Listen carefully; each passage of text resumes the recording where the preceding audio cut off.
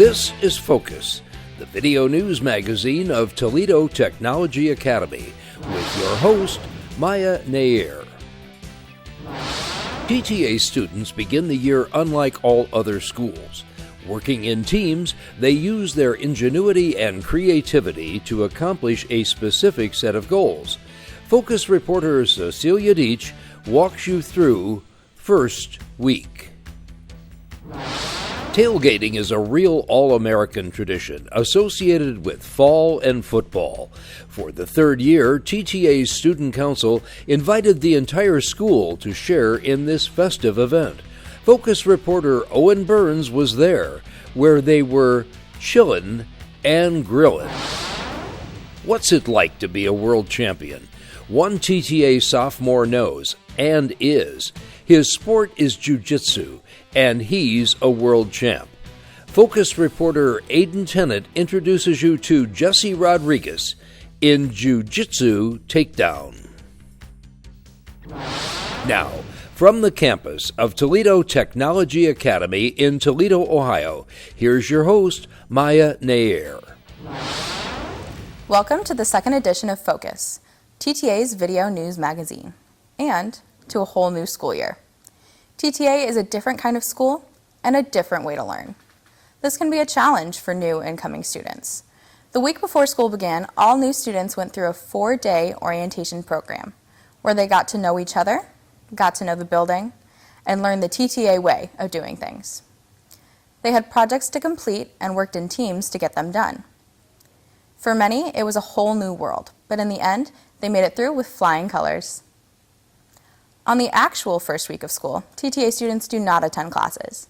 Instead, they go through First Week, a highly organized series of activities with a number of specific purposes. Focus reporter Cecilia Deitch gives you an inside look at this year's First Week. Rather than attend classes, students are grouped in teams and must complete a series of tasks and projects.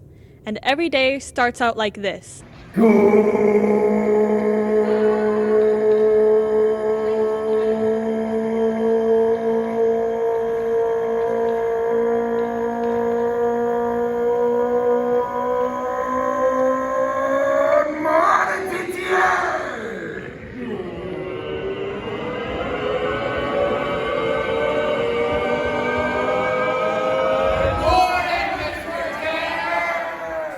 The program has a myriad of purposes. It teaches teamwork, time management, project management, and calls on students to apply technology and ingenuity to think outside the box. Normally, teams meet here in the auditorium 3 times a day for instructions. However, due to the coronavirus, teams were split between the auditorium and the gym. Chris Tanner is the coordinator who works with the entire staff to make this a reality. According to Mr. Tanner, it has a practical purpose well beyond school. The skills that you don't necessarily learn in a classroom, what we refer to as soft skills, things like time management, teamwork, creative thinking, conflict resolution, communication, leadership.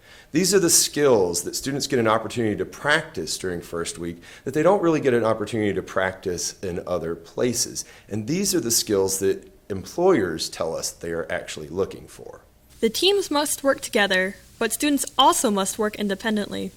Their projects and tasks include homework, a daily journal, designing, building, and testing a boat to carry weight, creating individual websites and a team website, completing service projects for teachers, making a display for open house, where parents come on Thursday to see students' progress, building a robot for Robot Wars on Friday, and 3 team building activities.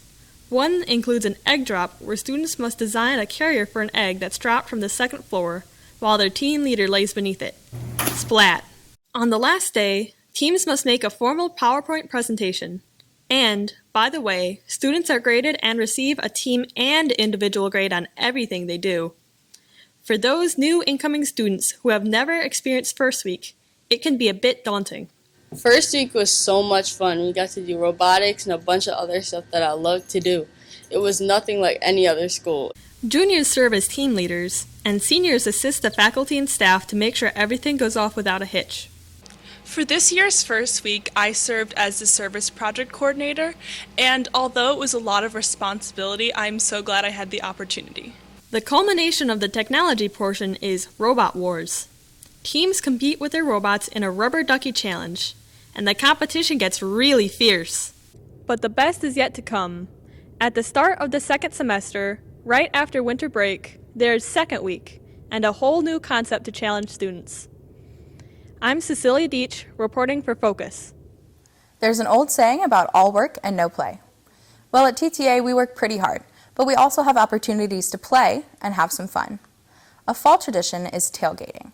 Although it's usually done at football games where people share food from the backs of their cars, TTA takes a different route.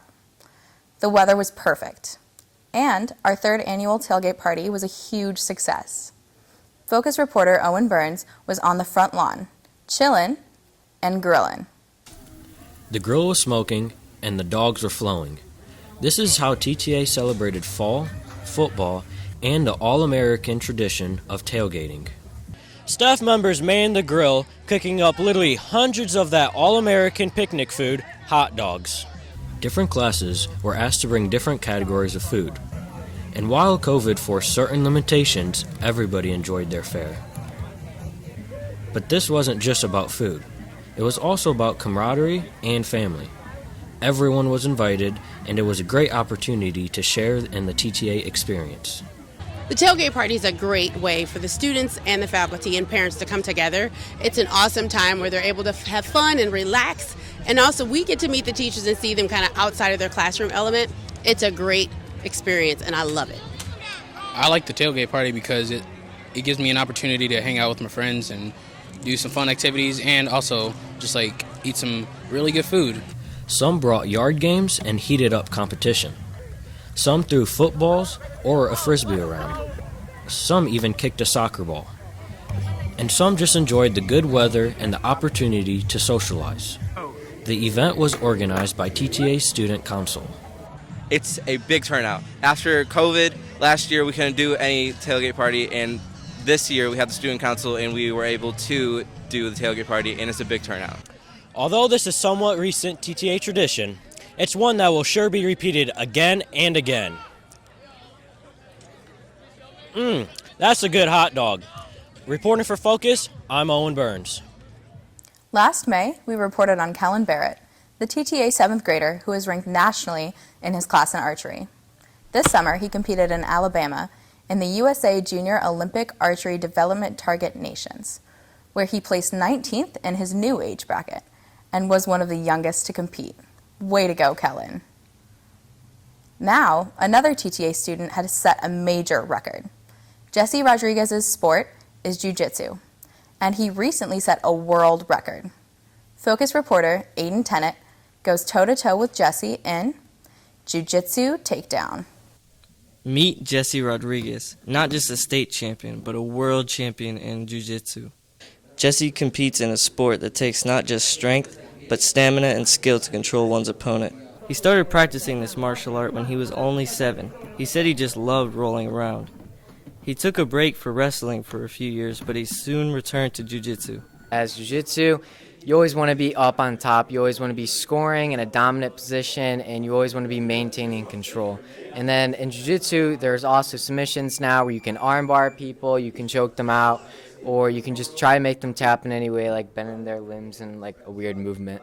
He works out 7 days a week for 2 to 3 hours at Ohio Braza, and his coach, Dion Thompson, is beyond proud of his prize student. Most people who see Jesse now think that he is a phenom. That's not the truth. I wish I could tell you he was a phenom, but Jesse is a kid that came in, wasn't very great, but he just started working. He does the adult class, he does the kids class. He's here every time we're open.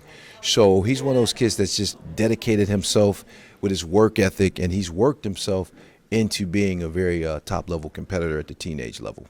This past summer, on July 24th in Kissimmee, Florida, at the biggest kids martial art tournament in the world, with over 1,000 athletes, he won the Pan American Yellow Belt title, the first ever for an Ohioan. Winning the tournament down in Kissimmee, Florida was a really big accomplishment for me. It showed me the next step in my jiu-jitsu career. It showed me there's still more out there for me to do. Not everybody's going to get a chance to win something like that. It's something that you have to put time, effort, and your dedication into. Around here, he competes in the adult level tournaments at times. So I was pretty sure, at least I was hoping he would do well. He was very well prepared, and we got the result that we wanted. He went down there, got gold. Was it a cakewalk? By no means, it was not. There are a lot of tough competitors there, but Jesse did what he had to do, believed in himself more importantly than anything I taught him, and he came back with the gold, and that was a huge accomplishment. What's next for this amazing athlete? When he turns 16 very soon, he will move into the adult category and begin competing for the ultimate, his black belt. I'm Aiden Tennant at Ohio Braza, reporting for Focus. Well, that's this edition of Focus. We hope you enjoyed our stories. If you have story ideas or suggestions, please send them to us. Until next time, I'm Maya Nair, and on behalf of the entire Focus News team, have a great fall.